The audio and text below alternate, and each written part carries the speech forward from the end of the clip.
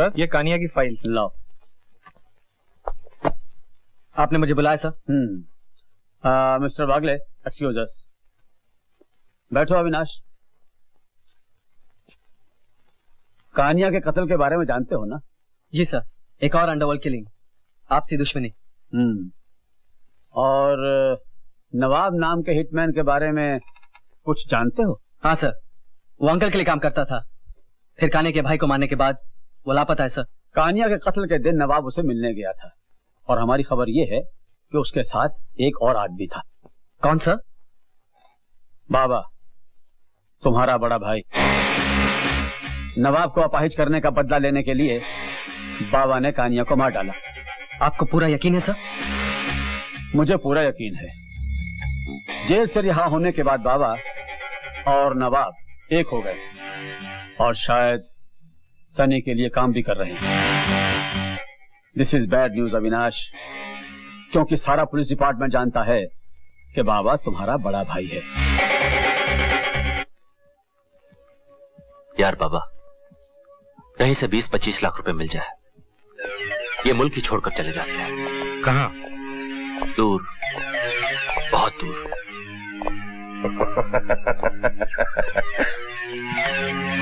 बाबा, नवाब, सनी।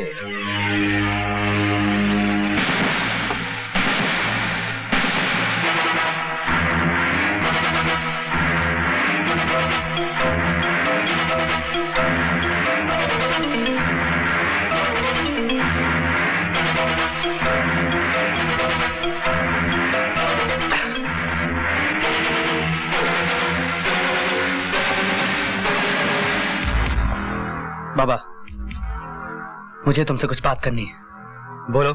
यहाँ नहीं, बाहर।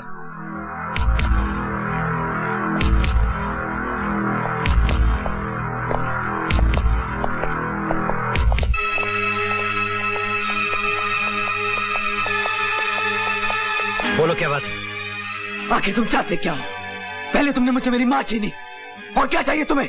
वो मेरी भी माँ थी छोटे। उसी माँ का श्राद्ध मना रहे थे तुम अपने दोस्तों के साथ। मैं अपने दोस्तों के साथ जो चाहूं करूं, इसकी इजाजत मैं तुमसे नहीं लूंगा। दोस्त? तो वो कुत्ता सनी तुम्हारा दोस्त है।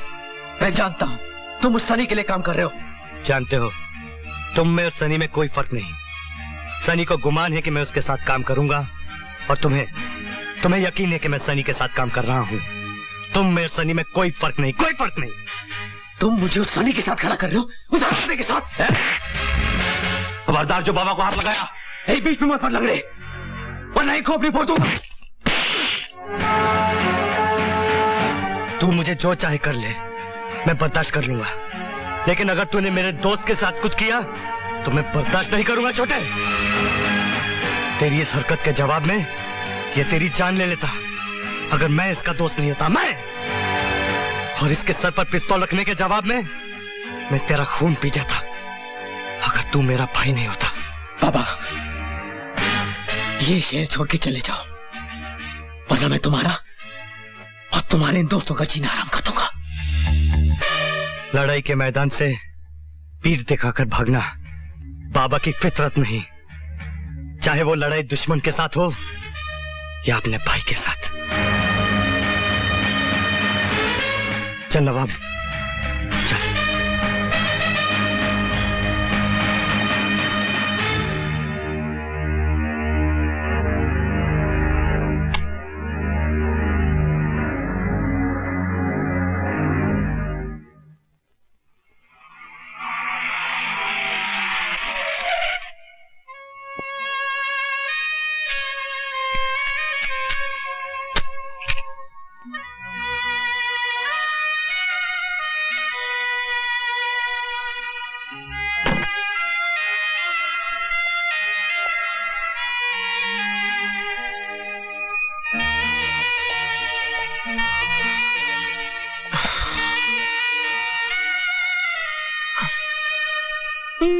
Happy birthday.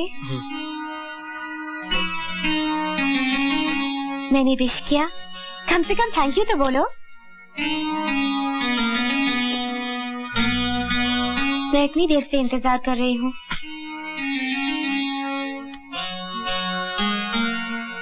कम ऑन, चलो केक काटते हैं। प्लीज पूजा।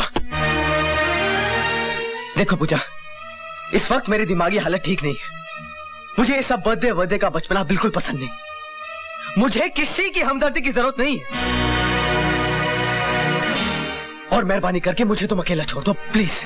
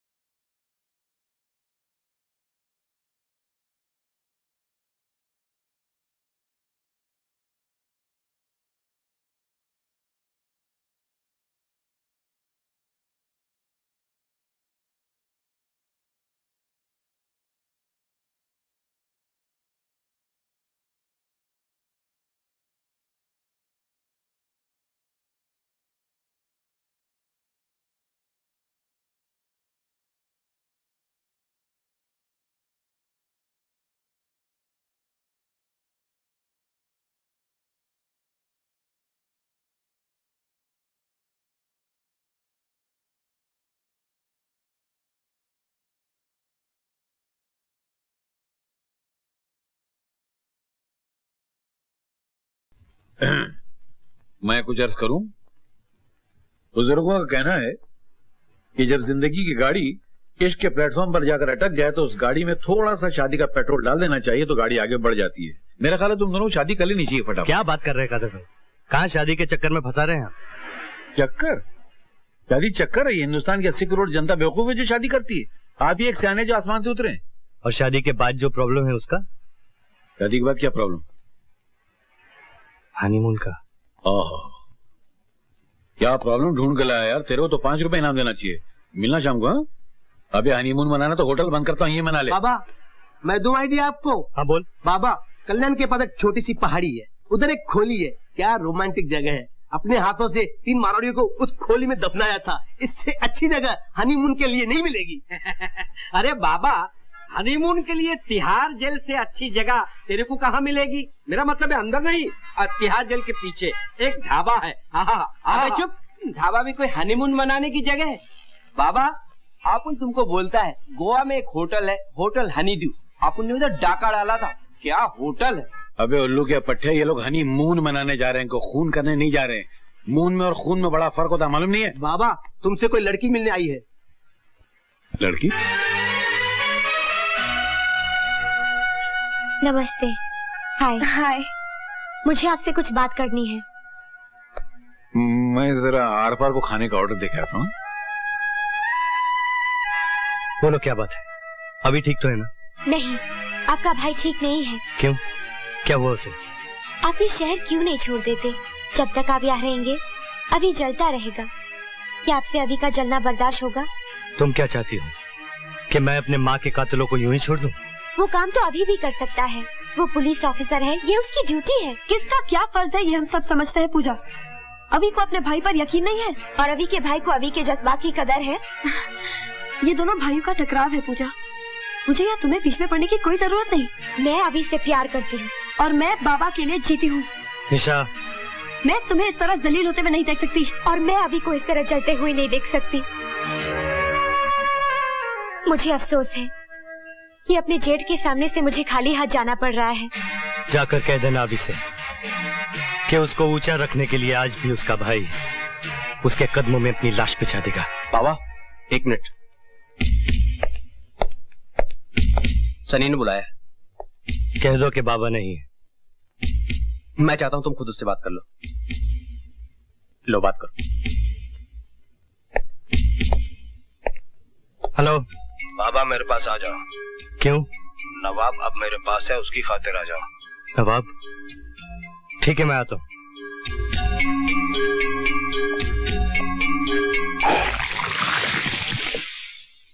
कैसी लगी हमारी ये छोटी सी दुनिया? किस लिए बुलाया मुझे? देखो बाबा, हमारी तुम्हारी कोई जाती दुश्मनी नहीं है। हालांकि तुम्हारा ये दोस्त हमें उल्लू का पट्ठा, कुत्ते की औलाद, कमीना, न जाने किन किन प्यारे शब्दों से पुकारता था, याद है ना? लेकिन बाबा, मैं ये सब बातें भूलने के लिए तैयार हूं, क्योंकि मैं एक बिजनेसमैन हूं और आज मुझे तुम दोनों की जरूरत है। क्यों, क्या बात है? बाबा, तुम सोना हो और तुम्हारा ये दोस्त चांदी, और तुम दोनों मिलकर हीरों की खान हो। बाबा, जाली नोटों के धंधे में मेरा काफी नुकसान हो गया है। मेरा काफी माल वापस भी आ गया है, और जानते हो ये सब क्यों हुआ है? क्योंकि मेरे पास बाबा और नवाब नहीं थे। मैं चाहता हूं कि तुम लोग मेरे लिए काम करो, और इस काम के लिए मैं तुम्हें 10% देने के लिए तैयार हूं। 50% तो अंकल से मिलता था। तब तुम्हारी दोनों टांगे सलामत थी और बाबा जेल नहीं गया था। 40%, 30%, 35%। डन। लेकिन इस 35% का 5% एक पुलिस ऑफिसर को जाएगा। पुलिस में भी हमारा एक आदमी होना चाहिए। पुलिस को बीच में लाने की जरूरत नहीं है सनी। नहीं, अगर वो पुलिस ऑफिसर नहीं होगा तो ये सौदा नहीं होगा। कौन है वो ऑफिसर?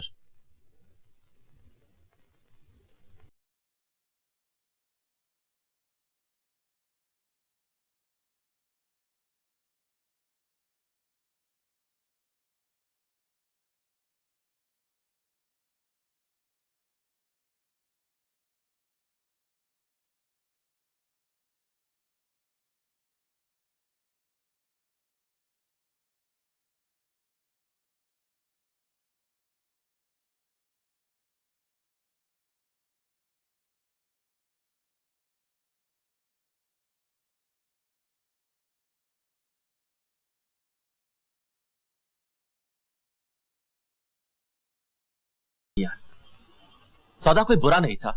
साले को आज नहीं तो कल 35 के 50 करना ही पड़ते। हम दोनों फिर से धंधे में आ जाते। बाबा और नवाब का जवाब नहीं है किसी के पास। मैं तुझसे कह चुका हूं नवाब कि मैं सनी के लिए काम नहीं करूंगा। इसमें बुरा क्या है बाबा? कल तक जो हम लोग अंकल के लिए करते थे, आज सनी के लिए कर लेते। वो हरामजादा उल्लू का पट्टा आज तेरा बॉस बन गया है नवाब। उस हरामजादे के लिए कौन लौटना चाहता है? बाबा, बाबा, मैं हमारी बात कर रहा था। तेरे बारे में तो मुझे पता नहीं, लेकिन मेरा फैसला मैं तुझे सुना चुका हूं नवाब। ये तेरा मेरा क्या होता है बाबा? हमारे बीच हर फैसला हमारा होता था। फैसला हमारा होता था, लेकिन कीमत सिर्फ मैंने चुकाई है नवाब। मेरी माँ, मेरी मोहब्बत सब छिन गई मुझसे। एक भाई रह गया है, मैं उसे खोना नहीं चाहता। और मैं बाबा, मैं तेरा कुछ भी नहीं। तू तो मेरी जान है नवाब, लेकिन तू तो जानता है कि मैं अपने भाई के लिए अपनी जान भी कुर्बान कर सकता हूं।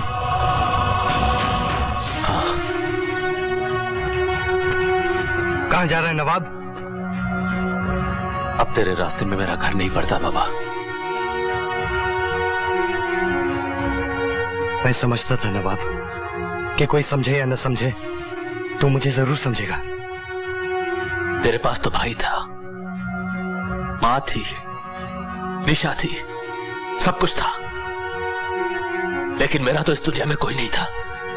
फिर भी कभी मैंने अपने आप को अकेला नहीं समझा, क्योंकि तू मेरे साथ था। तू ही मेरी दुनिया थी बाबा। तू समझता क्यों नहीं नवाब? मेरी दुनिया मेरा भाई है। भाई एक इत्तेफाक होता है बाबा, एक खून का रिश्ता होता है जिसे हम चुनते नहीं, हमें कबूल करना पड़ता है। लेकिन दोस्त हम चुनते हैं अपनी मर्जी से, अपनी पसंद से, अपनी खुशी से। हम दोनों ने एक दूसरे को चुना था बाबा, और आज तूने अपने भाई को चुन लिया। लेकिन एक बात याद रखना, एक दिन यही लंगड़ा दोस्त तेरे काम आएगा बाबा।